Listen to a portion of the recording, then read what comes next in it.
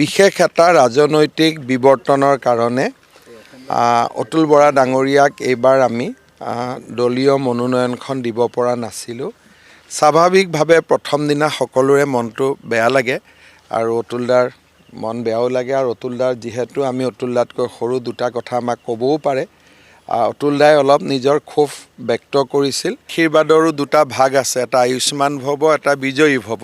গতিকে অতুলদাই জানে কাক কোনটো আশীৰ্বাদ দিব লাগে। গতিকে মই অতুলদাক শিকাবলগীয়া একো নাই। আমাৰ সকলোৰে সন্মানৰ আৰু দিছপুৰ সমষ্টিৰ বিধায়ক আমাৰ প্ৰাক্তন মন্ত্ৰী অতুল বৰা ডাঙৰীয়াক মই সাক্ষাৎ কৰিবলৈ আহিছিলোঁ। এটা দিল্লীলৈকে যোৱাৰ আগতে অতুল বৰা ডাঙৰীয়াক দিছপুৰ বিধানসভাৰ ইলেকশ্যন উঠিব কাৰো সন্দেহো নাছিলে, কিন্তু বিশেষ এটা ৰাজনৈতিক বিৱৰ্তনৰ কাৰণে অতুল বৰা ডাঙৰীয়াক এইবাৰ আমি দলীয় মনোনয়নখন দিব পৰা নাছিলোঁ। স্বাভাৱিকভাৱে প্ৰথম দিনা সকলোৰে মনটো বেয়া লাগে আৰু অতুলদাৰ মন বেয়াও লাগে আৰু অতুলদাৰ যিহেতু আমি অতুলদাতকৈ সৰু দুটা কথা আমাক ক'বও পাৰে। অতুলদাই অলপ নিজৰ ক্ষোভ ব্যক্ত কৰিছিল। যোৱাকালি জয়ন্ত মল্ল বৰুৱা ডাঙৰীয়াই তেখেতক সাক্ষাৎ কৰিছিল। আমাৰ যিখিনি অসুবিধা হৈছিল তেখেতক আমি জনাইছিলোঁ। আজি ময়ো কথা বতৰা পাতিলোঁ।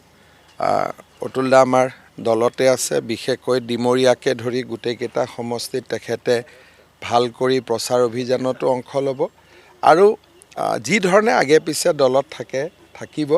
ভগৱানে যদি আমাৰ চৰকাৰখন কৰে, অতুলদা আগতকৈও সক্ৰিয় হৈ থাকিব আৰু সেনেকৈ আমি আগবাঢ়ি যাম। অতুলদাৰ যিটো ষ্টেটাছ, যোন পাৰ্টি উঠিব, যদি অতুলদা নিজে নুঠে সকলোৱে আহি আশীৰ্বাদ ল'ব।